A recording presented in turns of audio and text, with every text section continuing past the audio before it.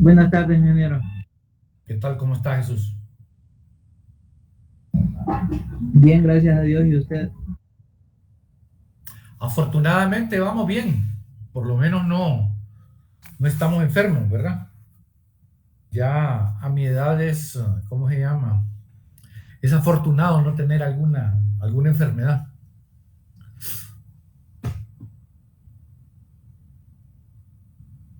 Muy bien.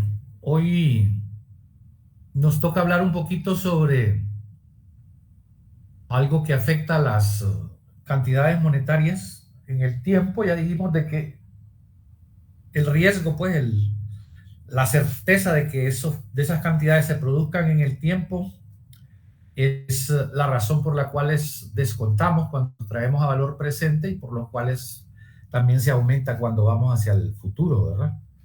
Pero esas cantidades siempre están expuestas a un deterioro, ¿verdad? Que es lo que conocemos como inflación, ¿verdad? Uh, ¿Alguien ha oído ese término de inflación? ¿Qué significado tiene para alguien de ustedes?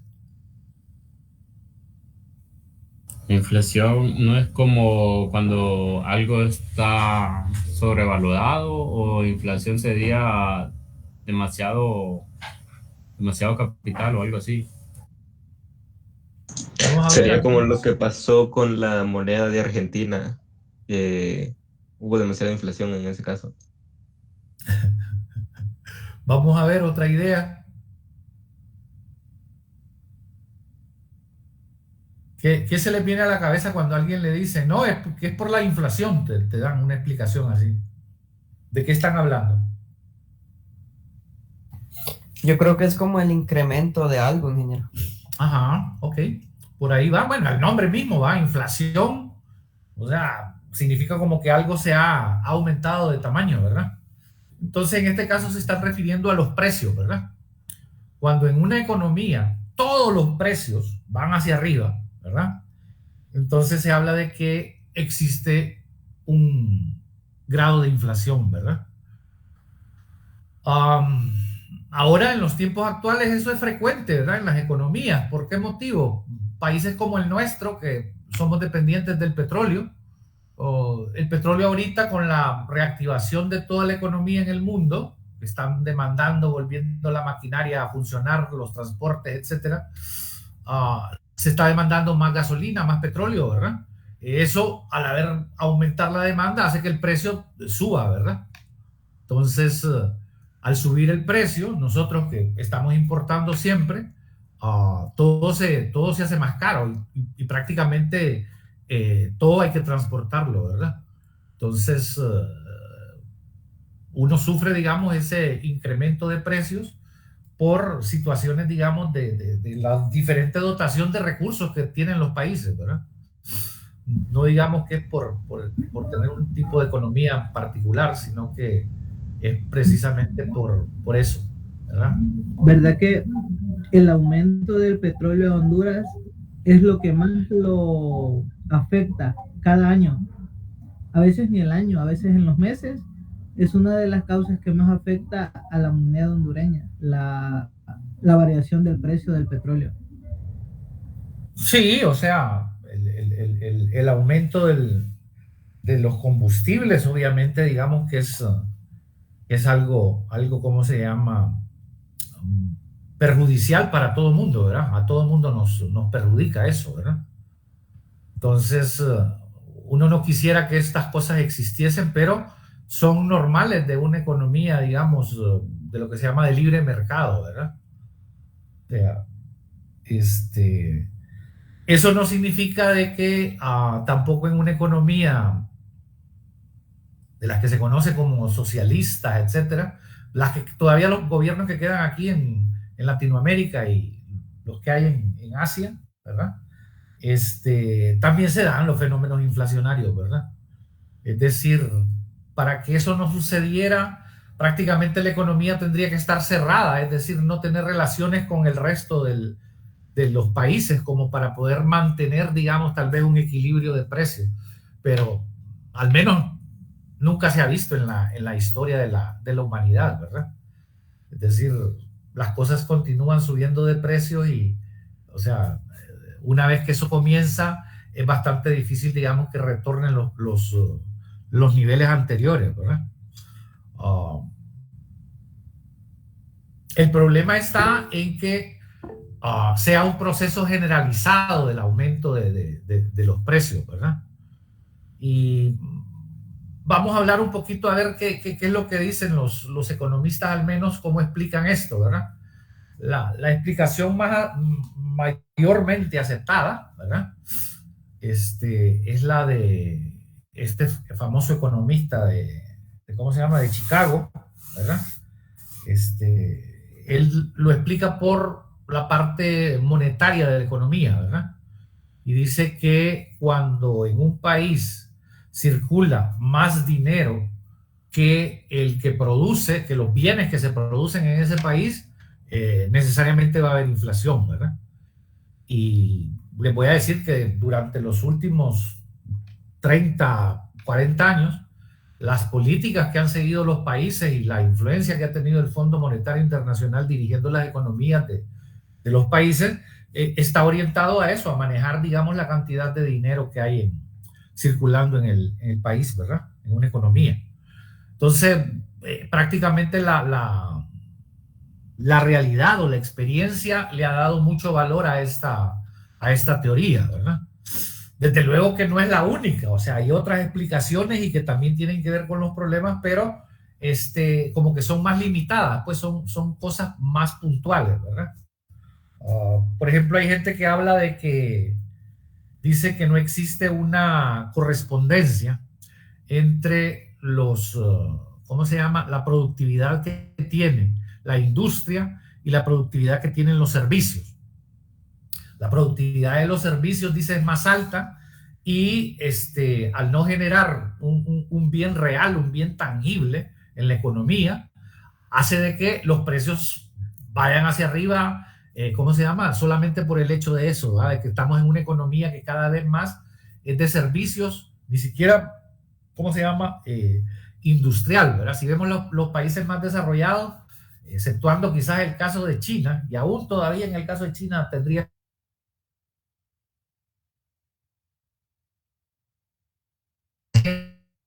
son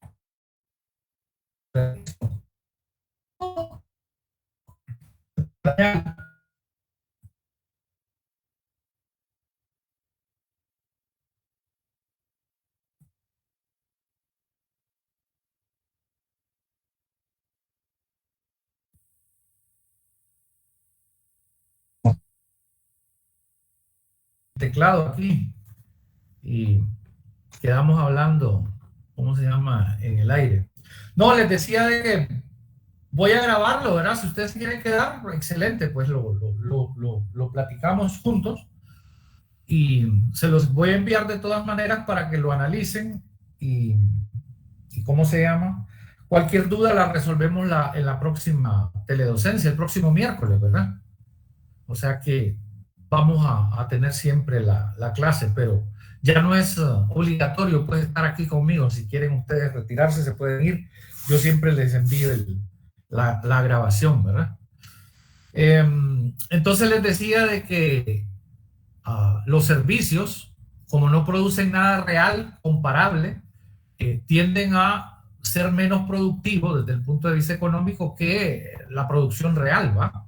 Entonces ahí dice, cuando se producen esas diferencias, entonces estamos generando mayor cantidad de dinero que se mueve por el sector servicios que en la economía real. Y entonces esos desbalances, esos desajustes fomentan la inflación, ¿verdad? Es básico si uno piensa, digamos, en los fundamentos de la economía. La economía habla de que las personas demandan bienes y servicios a precios más bajos. Los precios altos, o sea, la gente deja de consumir cuando los precios son demasiado elevados, ¿verdad? Y cuando los precios bajan, entonces al consumidor le interesa eso. Al productor es el lado inverso, ¿verdad? El productor prefiere precios altos y está dispuesto a producir algo siempre y cuando exista un precio, digamos, que le deje una rentabilidad adecuada. Entonces, esas situaciones, si la economía se comporta en base a esas fuerzas, cuando existe un desequilibrio entre esas dos fuerzas, digamos, económicas, va a generar inflación, ¿verdad? Si, por ejemplo, hay una gran demanda de un artículo y ese artículo no se está produciendo más, sino que hay una cantidad limitada en la economía, como sucedió con las benditas, ¿cómo se llama? Mascarillas durante el principio de la pandemia. ¿Qué sucede? ¿Cómo se arregla? ¿Cómo se equilibra el mercado? Subiéndole el precio, ¿verdad? ¿Por qué? Porque esto ya uno, dice, no voy a pagar más de tanto por eso, así que mejor no consumo, ¿verdad? Y entonces ahí encontramos con que si la demanda es excesiva, entonces genera un aumento de precios que no está justificado por ningún bien económico. Y lo otro podría ser el lado inverso, ¿verdad? Que los productores estuviesen produciendo o fabricando, digamos, pero a niveles sumamente bajos, ¿verdad? Es decir, la producción sería mínima, de manera de que elevaran artificialmente los precios. ¿Por qué? Al haber menos productos en el mercado, el precio tiende a subir, ¿verdad? O sea que es de las dos maneras, o porque la gente anda tras ese producto o porque el producto es escaso, ¿verdad? Entonces, de las dos maneras, ese aumento en el precio se produce. Entonces, dicen ellos, si esto ocurre en economías que no son, ¿cómo se llama? No están en el sector real, sino que más en el lado de servicio, entonces estamos creando dinero de la nada, ¿verdad? No sé, parece broma, pero fíjense que todas las religiones principales en el mundo han prohibido, ¿cómo se llama? En sus inicios cobrar intereses, ¿verdad? Aún los bancos islámicos lo que tienen son acuerdos de pago, ¿verdad? Es decir, ellos no hablan de intereses. ¿Por qué? Porque sus religiones lo prohíben, ¿verdad? Y en estos países es más difícil porque no está separado el Estado de la religión, ¿verdad? Nosotros en el mundo occidental pues tenemos ya esa separación y incluso los libros antiguos de los hebreos, de los israelitas, prohibían el cobro de intereses, ¿verdad? Entonces, y sin embargo son los judíos los primeros que en la Edad Media ponen los bancos, ¿verdad? Financiando a ¿cómo se llama? Estos barcos que llevaban mercaderías de Europa ¿cómo se llama? América, y ellos son los que empiezan a cobrar intereses, ¿no? Así que por algo quizás Dios, ¿cómo se llama? Nos decía de que no deberíamos de cobrar intereses, pero eso es algo que ya en este mundo pues es una ley, es algo que todo el mundo lo da como aceptado, ¿verdad? Los alemanes tienen una frase que dice que si uno no trabaja en el lado, ¿cómo se llama?, real de la economía, sino que esté en la parte financiera, se está creando dinero de la nada, pues, o sea, no hay ningún bien que respalda, digamos, eso, ¿verdad? Entonces, son las explicaciones que se dan por qué se produce eso, ¿verdad? También se acusa también a los empresarios de ¿cómo se llama?, de exceder sus preferencias, digamos, por maximizar la riqueza. Muchas veces yo no creo que sea tanto maximizar la riqueza, sino, ¿cómo se llama?, por el mismo hecho de lo difícil que es a veces controlar las cuestiones en las empresas, ¿verdad? Ahora con la tecnología es mucho más fácil, pero hasta hace poco y en algunos casos todavía hay tiendas que están rotulando los precios a mano, ¿verdad? Es decir, no es por el código que se lee y ¿cómo se llama?, y la máquina ya interpreta cuál es el precio. Entonces, cuando esto ocurre, ¿verdad? Podemos encontrarnos con que hay inventarios que entraron a un precio y ahora subió de precio ese artículo, y entonces encontramos diferentes precios en los inventarios marcados, ¿verdad? Eso se puede eliminar, sí, si las políticas que siguieran las empresas sean de, por ejemplo, inventarios, precios promedio, ¿verdad? O hacer los cambios, digamos, a nivel, digamos, interno de la tecnológico, ¿verdad? En la computadora, todos los inventarios los revaluamos y, ¿cómo se llama? Se corrige eso.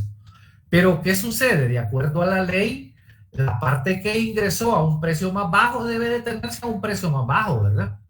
Y la parte que ingresó a un precio más alto, pues hay que recibirlo a un precio más alto. Por eso les digo de que solo una política de inventarios promedio vendría a resolver eso. Entonces, cuando esto ocurre, y claro, los administradores y los dueños de las empresas no van a hacer ninguna, ¿cómo se llama?, escándalo por esto. Entonces se producen ganancias indebidas, ¿verdad?, para la empresa. ¿Por qué? Porque está, digamos, generando, digamos, ¿cómo se llama?, ganancias que no le corresponderían, ¿verdad? Pero esto se produce, ¿verdad? Entonces, en los periodos en que hay mucha acumulación de inventarios y hay cambios de precio, vamos a ver que las empresas tienen esos beneficios, ¿verdad? ¿Qué sucede? Sería bastante difícil, al menos en nuestro país, digamos, que el gobierno pudiese tener un control sobre el manejo de estos inventarios en forma adecuada, ¿verdad? Es complicado. O sea, tendríamos que estar encima de los sistemas de contabilidad, los sistemas computarizados, etcétera, para poder, digamos, perseguir ese control, ¿verdad? Hasta ahora en ningún lado se ha hecho. Entonces existe siempre esa posibilidad que cuando hay cambios de precio, los empresarios se beneficien a través de esa oportunidad, ¿verdad? Pero como les digo, esto y la parte de servicios son cosas más puntuales, ¿verdad? Parece que la teoría más amplia y que se cumple mucho más es lo que mencionaba el señor aquel de ¿cómo se llama?, de Chicago, el economista famoso. Y en realidad, cuando tenemos más dinero circulando y los bienes que produce esa economía son menores, entonces encontramos con que están sobrevaluados, ¿verdad? Hay más dinero en el mercado que es necesario.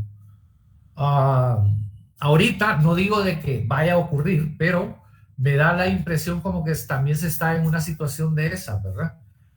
Banco Central de Honduras está metiendo a circular ese billete de 200 lempiras, ¿verdad? Ese billete de 200 lempiras debería de ingresar a la economía nacional en la misma cantidad que se hubiesen retirado billetes inservibles de cualquier denominación, ¿verdad? Con tal de compensar de que la cantidad sea la misma, ¿verdad? Pero he escuchado que el Banco Central habla de 10.000 millones de lempiras, ¿verdad? De septiembre a diciembre. O sea, eso a mí lo que me da la impresión es que podría causar la idea de que hay un montón de dinero en la calle, en el mercado, y que, ¿cómo se llama?, cuando la economía no está totalmente reactivada, ¿verdad? Entonces ahí puede producirse eso, podría generar algún fenómeno inflacionario si el Banco Central no ha sido meticuloso en manejar eso. ¿Y por qué les digo que no ha sido meticuloso? No es que yo tengo pruebas ni nada, pero me preocupa de que estemos en año electoral y que se inyecte ese montón de dinero a la economía, ¿verdad? Eso puede crearnos un espejismo, pues la falsa ilusión de que hay dinero en la calle, que se está moviendo la economía. Y lo que ha sucedido es que se han metido dinero que no tiene un respaldo, digamos, del sector real de la economía. Entonces, como les digo, eso podría ser un fenómeno de ese tipo, ojalá que no, ¿verdad? Y que el Banco Central pues continúe con su política de llevar un control estricto de esas cantidades monetarias que se colocan, ¿verdad? Sin embargo, si eso sucediese, tendríamos problemas, ¿verdad? Porque sí generaría, digamos, también un fenómeno inflacionario. Esto de la inflación, fíjense que es tan complicado que hasta el dinero, digamos, un préstamo que viene en otra moneda, por ejemplo en dólares, pues la inflación de Estados Unidos nos la están transmitiendo vía la divisa, digamos, o el bien, la moneda que estamos nosotros recibiendo, ¿verdad? Entonces, no solo es que el país comete errores en sus políticas económicas, sino que también las mismas relaciones con otros países nos están pasando parte de esa inflación de otras economías. El billete de 20, o sea, es lo mismo, ¿verdad? O sea, la idea es la siguiente: si vas a introducir un nuevo billete en la economía, tenés que sacar una cantidad bastante similar para que eso no tenga un efecto inflacionario, que no vaya a subir los precios, ¿verdad? No importa, digamos, la denominación que sea. Pero ahorita ha ocurrido eso y bueno, si estamos en año electoral, o sea, se quiere pretender que la economía está bien, pero uno solo tiene que ir al centro de Tegucigalpa y ver qué es lo que ha quedado, ¿verdad? Todas las tiendas que existían ahí desaparecieron, ¿verdad? Con la pandemia se fueron. Y ahora lo que hay es venta de ropas y cosas así, o sea, como la economía informal tratando de obtener sitios legales, digamos, para poder continuar, ¿verdad? Eso es lo que vemos ahora en el centro de la ciudad, ¿verdad? Y antes todavía se veía actividad económica real, ¿va? Son muy pocos los negocios, ¿cómo se llama?, tradicionales que quedan en el centro de la ciudad. Prácticamente todos se han trasladado, ¿ya? Muy bien, entonces esa es quizás la introducción al tema este de la inflación. Yo sé que es difícil a veces comprenderlo porque no es una sola teoría la que explica esta realidad, sino que hay varios enfoques y ¿cómo se llama? Y eso pues incide, digamos, en la realidad que uno está viviendo. Entonces voy a grabar esto para que veamos los ejercicios que tenemos y cómo se llama, podamos entender un poquito más cómo se maneja eso desde el punto de vista monetario.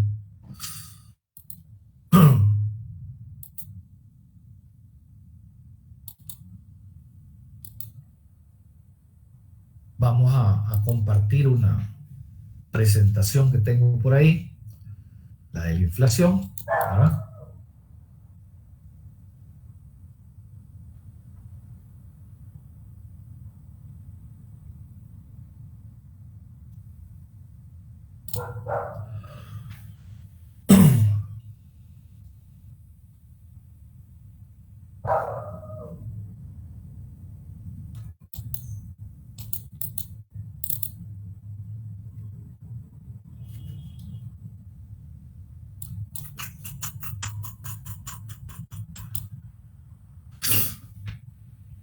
Muy bien.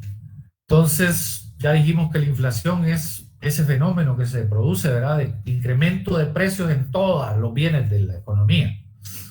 No solo en un grupo o en algunos pocos, sino que es en todo va subiendo de precio, de manera que hoy lo que cuesta 100, mañana posiblemente cueste 200, 300, depende del nivel de inflación que tengamos, ¿verdad? Entonces, puede haber un fenómeno inverso, que es lo que llamaríamos una deflación, ¿verdad? Ese fenómeno inverso sería que más bien los precios disminuyeran día con día, ¿verdad? Y que la moneda tuviese un mayor poder adquisitivo. En lo que yo tengo de vida jamás he visto un fenómeno de eso, ¿verdad? Lo que sucedió, por ejemplo, ahorita con la pandemia y que el tipo de cambio del empira a dólar se fue a favor del empira, es porque la demanda de dólares se redujo, ¿verdad? Esa es la explicación, no es porque el empira en realidad valga más que el dólar. Entonces, esa revaluación fue temporal. De nuevo estamos otra vez cayendo en la misma política que teníamos antes, ¿verdad? Es decir, el empira se empieza a devaluar con respecto al dólar. Eso favorece, desde luego, a los exportadores, ¿verdad? ¿Por qué? Porque tienen precios más competitivos. Mientras que para los que importan, los comerciantes, les resulta más caro. Y ahora que el Banco Central no es el que vende los dólares en subasta, sino que hay que comprarlos en los bancos grandes sí tienen dólares, pero el resto del sistema financiero tiene que hacer muchas actividades para conseguir esos mismos dólares, ¿verdad? Así que no estamos en la mejor, digamos, de las situaciones económicas, ¿verdad? ¿Cómo medimos la inflación? A través de lo que se llama el índice de precios al consumidor, ¿verdad? Este índice de precios, más normalmente creo que aquí en Honduras son alrededor de 11 artículos, 11 servicios, ¿verdad? Los que se ponen, el alquiler, los gastos básicos de salud, alimentación, transporte, vivienda, vestido, etcétera, cosas así. Y bueno, eso es lo que nos lleva a tener un salario mínimo de 9,000 y resto, ¿verdad? Por ahí. O sea que ese es más o menos el costo de esa canasta básica para una familia. Y fíjense que está calculado con los precios más bajos, ¿verdad? Es decir, los alimentos tradicionales, pues si comemos frijoles, arroz, con quizás, ¿cómo se llama? Carne una vez a la semana y cosas así, ¿verdad? O sea que no es una canasta como la que posiblemente la mayoría de nosotros estemos acostumbrados, ¿verdad? Que es diferente a una persona con ingresos mínimos, ¿verdad? Entonces, de esa forma se calcula cuánto va aumentando periodo a periodo y obtenemos entonces una tasa de inflación, que es la tasa de crecimiento de esta canasta básica, ¿verdad? Aquí, pues, obviamente los gastos de la construcción para los de ingeniería civil, no, aquí no aparecen gastos de eso, ¿ah? ¿Por qué? Porque no es a nivel de ¿cómo se llama? De las familias más pobres del país en donde van a haber los gastos de construcción. Tiene que ser una familia con ingresos un poco más altos y entonces hay que ir a conseguir esos costos de la construcción en las cámaras, ¿verdad? De la construcción. Es decir, no tenemos otra medida para conocer el aumento de precios en los costos de construcción, como si podemos ir a conocerlo el resto de la parte económica a través del índice de la inflación, ¿verdad? Entonces, acuérdense de eso, los de la construcción, hay que ir a buscar los costos específicos y lo demás, toda la otra economía sí se puede, ¿cómo se llama?, tomar en cuenta con el índice inflacionario, ¿verdad? ¿Cómo se calcula? Es un índice de precios, ¿verdad? Lo que hacemos es multiplicar las cantidades por los precios y sumar de los 11 productos o 12 productos que tenemos para saber cuál es el precio de la canasta, ¿verdad? Aquí tenemos dos ejemplos. Por ejemplo, en el 2006 con 3,000 lempiras se cubría ese precio de la canasta y en el 2015 pasaba a ser ya de 5,000, 2,000 lempiras más, ¿verdad? Entonces la pregunta sería, bueno, ¿y cuánto aumentó la inflación? ¿Cuánto aumentaron los precios, verdad? Y entonces, al hacer ese cálculo, nos dice que es un 166.67, ¿verdad? ¿Y cómo lo obtuvimos? Bueno, el año actual dividido entre el año base por 100, ¿verdad? 5,000 entre 3,000 por 100 y nos dice exactamente cuál fue el aumento de precios, ¿verdad? Y eso es lo que hacen los economistas, el Banco Central, el Instituto Nacional de Estadística, para calcular estos valores, ¿verdad? También pueden haber índices, esto es un índice de precios al consumidor, acuérdense de eso, ¿verdad? La inflación se mide a nivel del consumidor, pero pueden haber otros índices de precios que nos interesen más, ¿verdad? Y en este caso pueden ser los de mayoristas del carácter industrial, ¿verdad? Alguien que va a fabricar pinturas, pues le interesa el costo de ese tipo de bienes, ¿verdad? Alguien que, ¿cómo se llama?, utiliza diésel para la maquinaria, etcétera, pues le interesa el precio del diésel, no le interesan los precios del consumidor, ¿verdad? Sino que los precios de los mayoristas del sector industrial. Entonces podemos encontrar con que hay medida del aumento de este tipo de precios que llamamos industriales y son específicos. Pues si hablamos de combustible es para el combustible. Si hablamos de educación universitaria, pues de la educación universitaria. Si hablamos de alimentos, de los alimentos, pero tiene que ser bastante específico para saber de qué estamos hablando, ¿verdad? Puede ser de la harina o puede ser de los granos básicos, o sea, hay diferentes maneras de poderlo medir. Por ejemplo, si conocemos los índices de un bien, uno puede determinar cuál es el incremento, ¿verdad? Por ejemplo, sabemos cuánto costaba la gasolina en el 2014, lo medimos el año siguiente, el 2015, y lo dividimos entre el 2014, lo que nos va a dar es la inflación anual de la gasolina, ¿verdad? Eso es diferente a medir el índice de precios al consumidor, para que estemos claros, ¿verdad? Que no hay que confundir esas dos cosas. Pueden haber índices de precios mayoristas, índices de precios al consumidor. Índice de precios al consumidor es la inflación para, ¿cómo se llama?, los habitantes de esa economía. Y los otros son inflaciones, pero particulares de un bien o de un servicio, ¿verdad? O sea que es como dos caras de la misma moneda. ¿Cómo calculamos esa inflación promedio? Bueno, nos auxiliamos de la misma fórmula del interés compuesto, ¿verdad? Es decir, 1 más, en vez de I le llamamos F, que es inflación, ¿verdad? Y elevado al número de periodos que se trate, ¿verdad? Entonces, aquí, por ejemplo, nos dicen, el año base, la inflación era 4%, el año siguiente 8%. ¿Cuál es el precio al final del segundo año? Bueno, pongamos de que 100 sería la base. El primer año fue 4% por 1 más 4, ¿verdad? Y el otro, como son los mismos 100 que queremos calcular en el año 2, lo multiplicamos de un solo por 1,08, ¿verdad? Eso me da 112,32.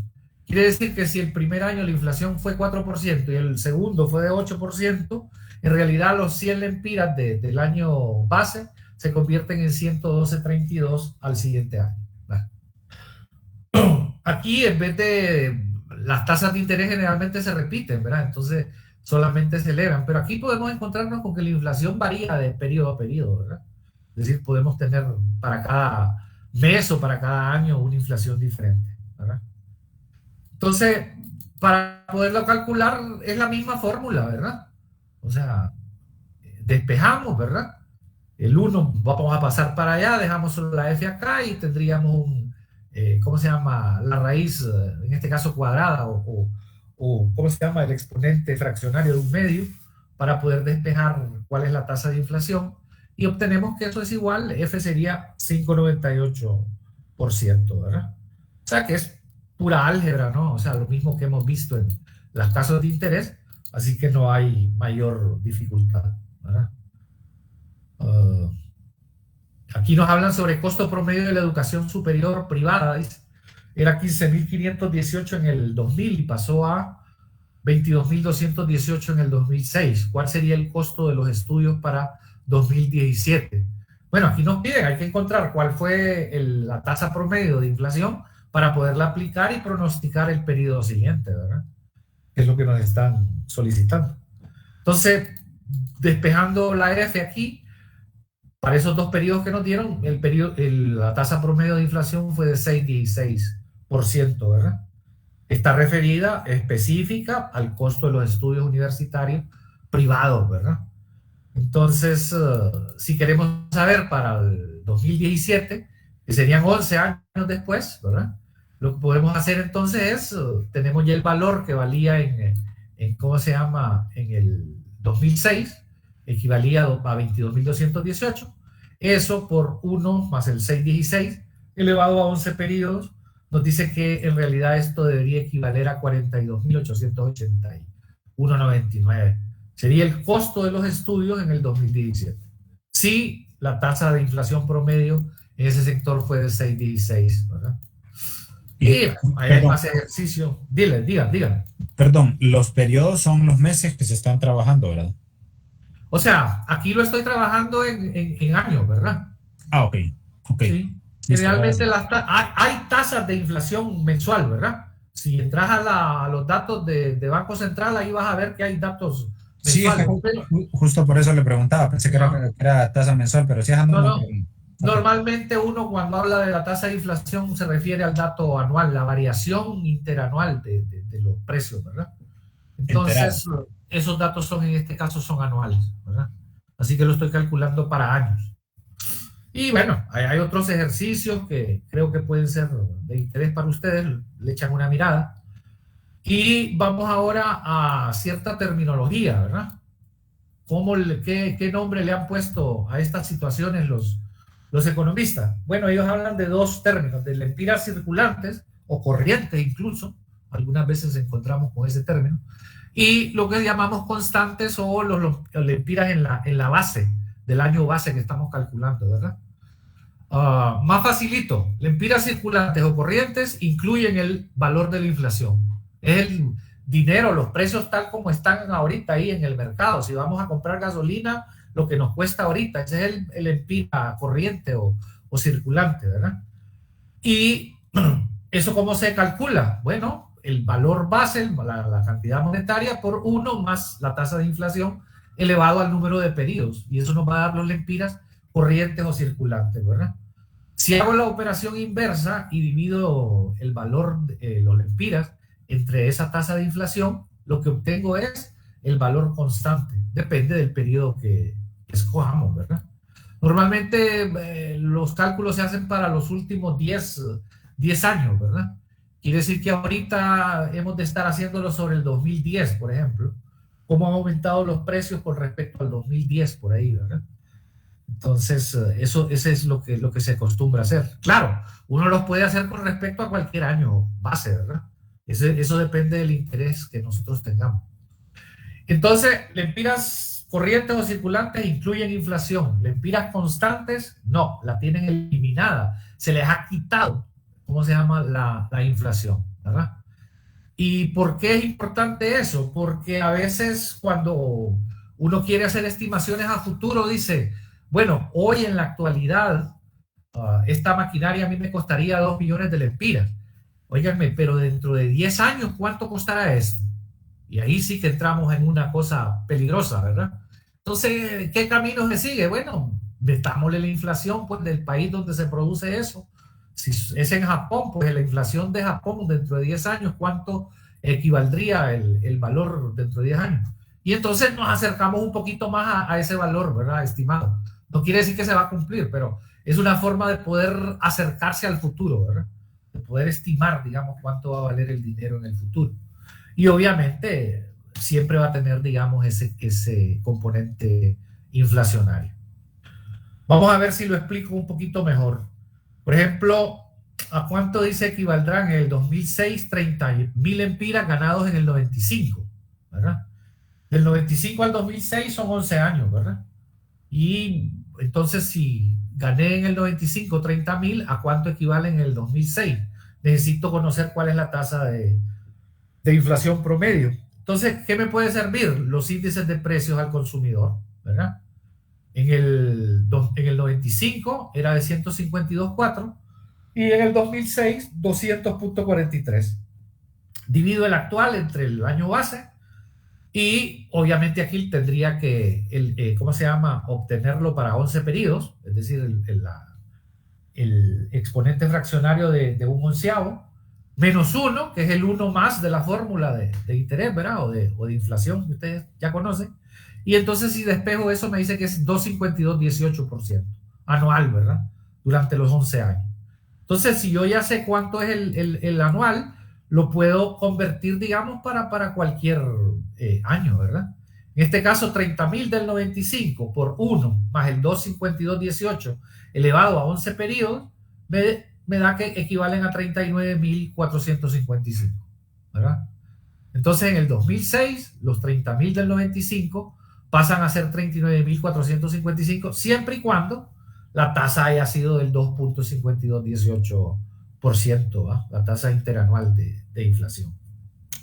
Entonces, como les digo, uno lo puede hacer con valores corrientes o con valores constantes, todo depende de cómo manejemos la fórmula, ¿verdad?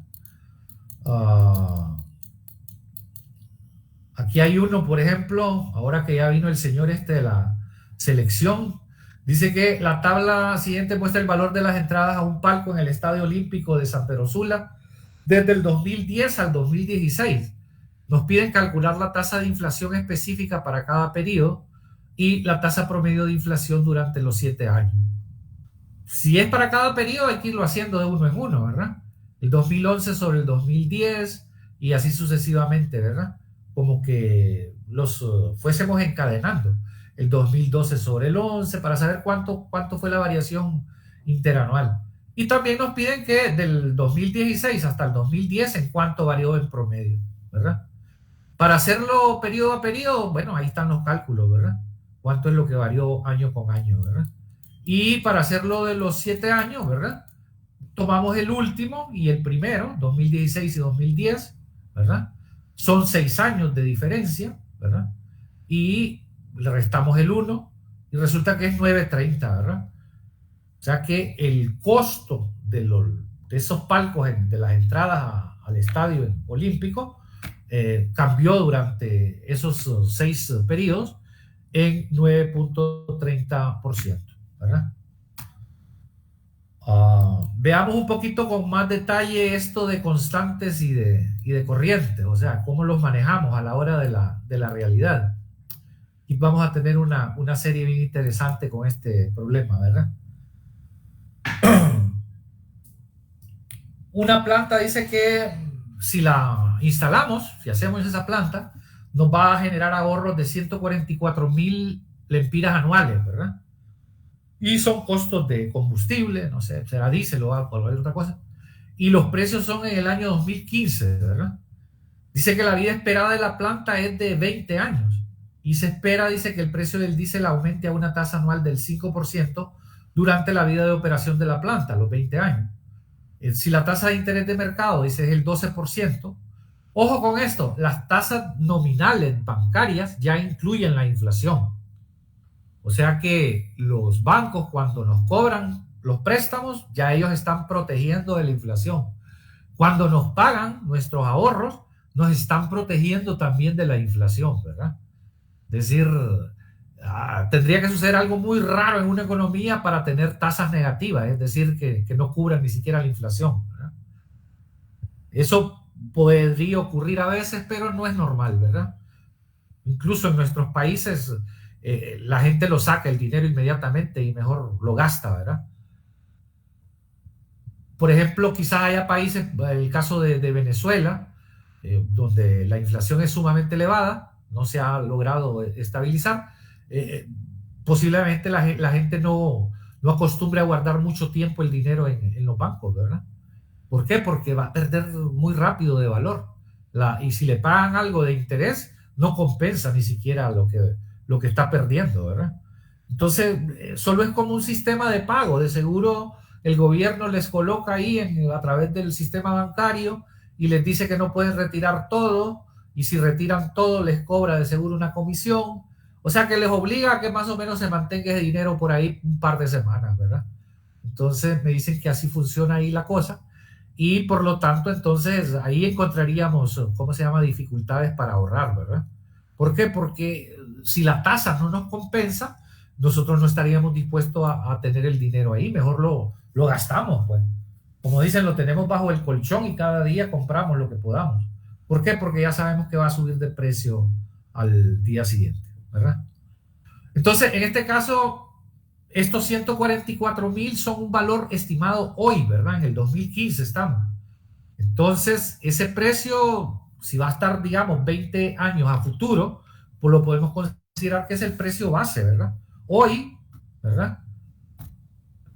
Dentro de 20 años le voy a poner el 5% para saber a cuánto equivalen los 144, ¿verdad?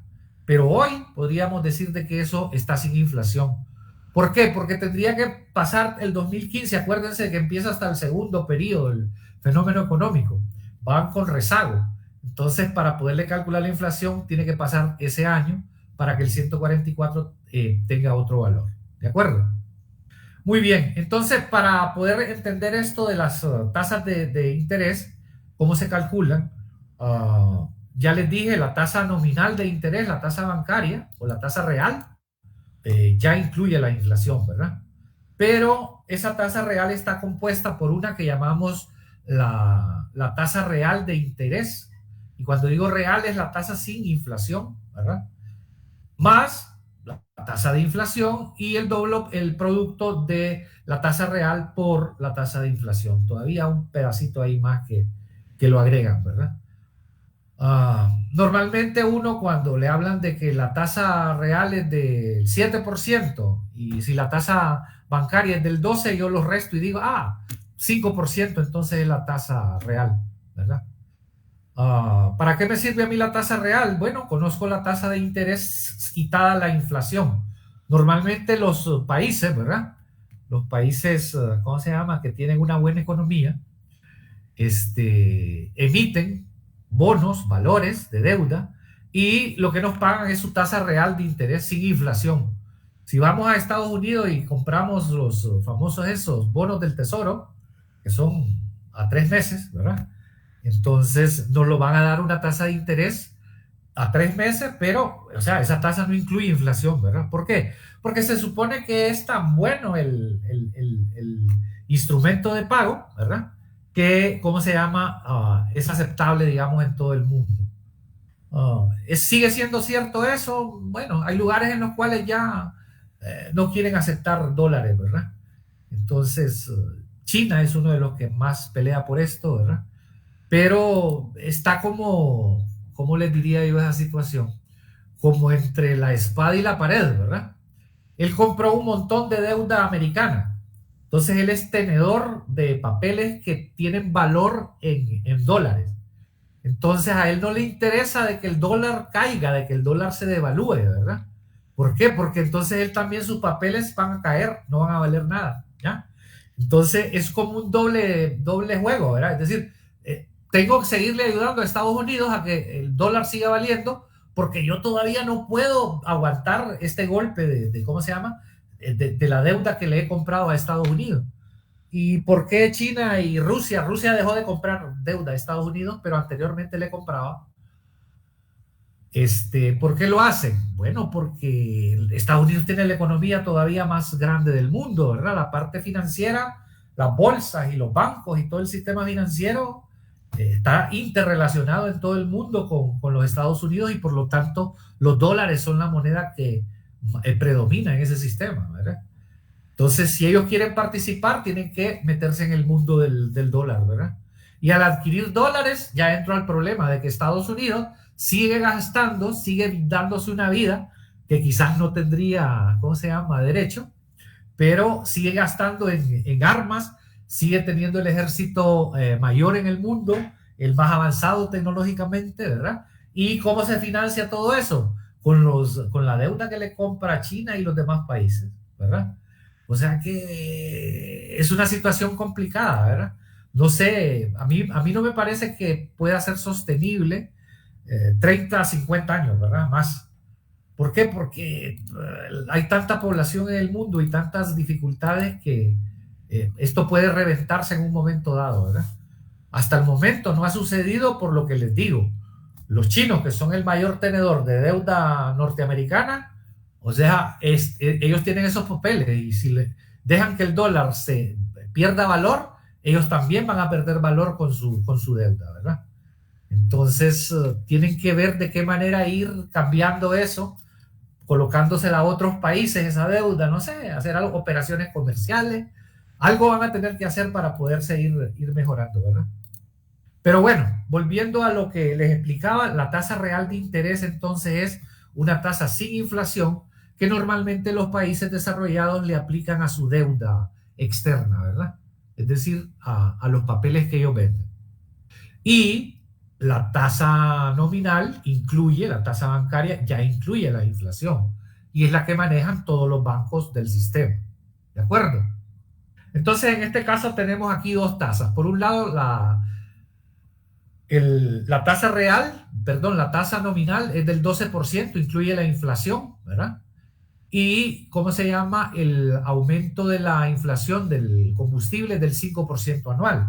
Entonces, si descomponemos ese 12%, encontraríamos con que la tasa real de inflación, es decir, sin inflación, es de 6,67, ¿verdad?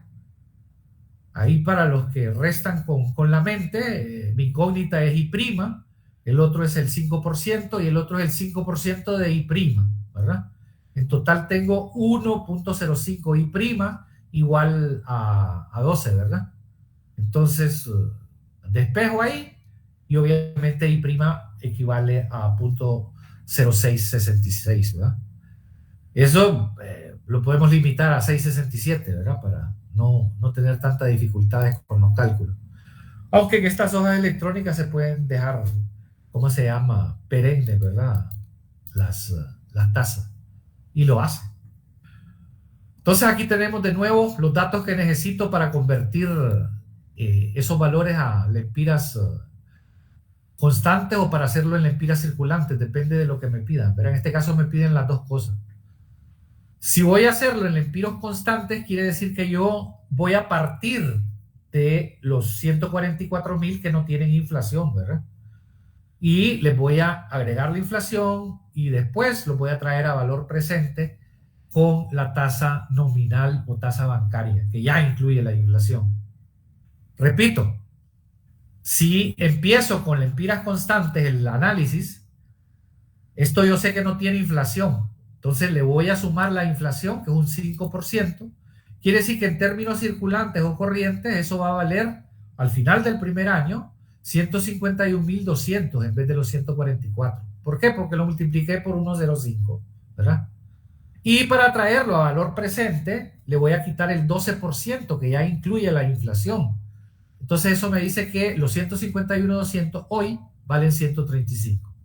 Y como son 20 años de operación de la bendita planta, y decimos que cada año se va a ahorrar 144.000 lempiras, entonces le vamos agregando la inflación al segundo, lo elevamos a 2 periodos, vale 158.760, lo divido entre 1,12 al cuadrado, y eso equivale a un valor hoy de 126.562. Y así voy haciendo durante los 20 años, ¿verdad? Agregando la inflación a los valores constantes y trayéndolos a valor presente con la tasa bancaria o la tasa que incluye la inflación, la tasa nominal, ¿verdad? Cuando ya tengo los 20 valores, lo que puedo hacer es sumar todos estos valores presentes porque son homogéneos y me dicen, óiganme, su proyecto hoy, si usted lo instala, le tendría ¿cómo se llama? Un ahorro en combustible de 1.565.873 lempiras. A eso equivaldría hoy el ahorro de 144.000 anuales durante 20 años. ¿Estamos claros? Muy bien. Lo mismo podría haber hecho si tuviese en vez de datos constantes los datos corrientes, ¿verdad? Y fíjense que aquí ya en esta tabla ya los calculé. Los corrientes son estos, los que ya tienen metida la inflación, ¿verdad? Así que si voy a hacer un análisis circulante de este mismo problema, invierto las columnas, ¿verdad? Y 51.200 es el valor circulante. Aquí lo que hago es que le quito el 5%, ¿verdad? Y obviamente llego a los 144, pues. O sea, eso jamás me va a fallar, ¿verdad? Todos ellos valen 144.000 hoy. Pero, ¿qué sucede entonces con los valores constantes que no tienen inflación? No los puedo traer a valor presente con la tasa del 12%, que es la tasa nominal o que incluye la inflación, ¿verdad? Sino que los tengo que traer con la tasa real, sin inflación. Ya la calculé antes, ¿verdad? Por eso hicimos la explicación aquella arriba, y es 6,67. Entonces, para el primer periodo, los 144 equivalen a 134.999,58. Para el segundo, 126.561,71, y así hasta el periodo 20, ¿verdad? Que el último equivale a 39.605,99. Muy bien, entonces los sumo todos en la fecha de hoy y me dicen, óigame, usted se ahorraría hoy, en términos circulantes, 1.565.831,86. Hombre, qué bien. En realidad que vale la pena poner la planta, ¿verdad? Pero resulta que uno de ustedes me pregunta a mí, maestro, pero, óigame, allá dice que es 1.565.831, ¿qué? 831,86. Y si lo hago en términos constantes, usted me dice que es 1.565.873,01. Es mejor entonces el análisis circulante porque tiene más ahorros que el otro. ¿Qué contestarían ustedes como avanzados alumnos de ingeniería económica? ¿Por qué hay diferencia entre los dos resultados?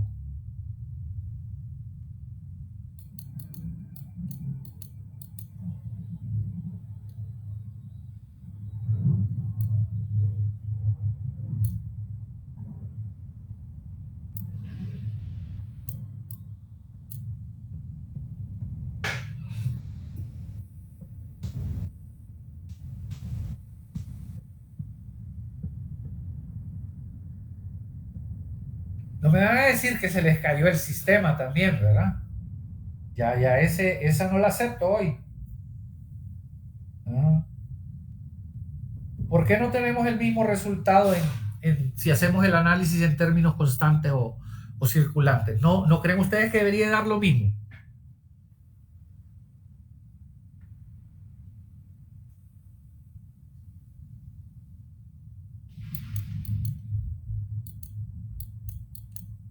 Tiene que ver el tema del porcentaje de inflación general. El general no, sino que tiene que ver lo de la tasa real de interés. Acordate que esa es la que sacamos por diferencia, ¿verdad? Ah, ok, es cierto. Ajá. Y lo aproximamos, ¿te acordás? A 6.67. Entonces, Sí, correcto. ajá. Ok, si yo hubiese hecho este constante, perdón, el circulante, el corriente, en vez de 6.67, si lo hubiera traído a valor presente con un 6.66 infinito, entonces les aseguro que la diferencia, no, serían iguales. Con 6 dígitos les aseguro que utilizo 6.66, 66, 66, y bueno, ustedes lo pueden probar, ¿verdad? Y entonces ahí sí los dos valores van a tender a ser sumamente iguales, ¿verdad? Y es que así debe de ser. En realidad, esta aproximación del punto 7, o sea, es un montón, ¿verdad? Para una periódica pura, ¿verdad?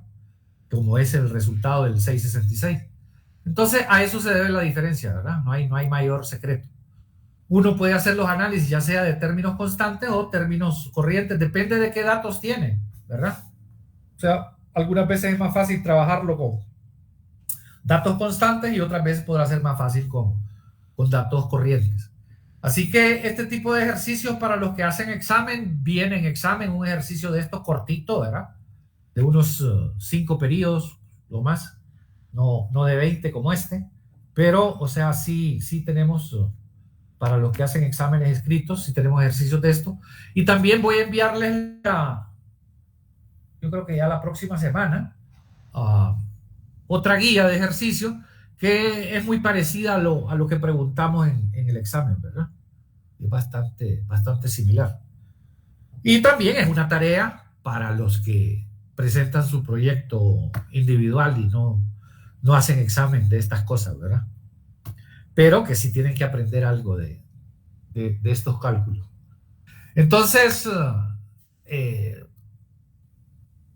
bueno, por ahí hay una forma de ¿cómo se llama? De llevar adelante, calcular corrientes y traer a constantes y a estar jugando con eso. Hay un ejercicio ahí al final que dice equivalencia de los flujos de efectivo. Wow. Mírenlo, de una pareja que quiere enviar al hijo a estudiar y ahorita tiene 5 años.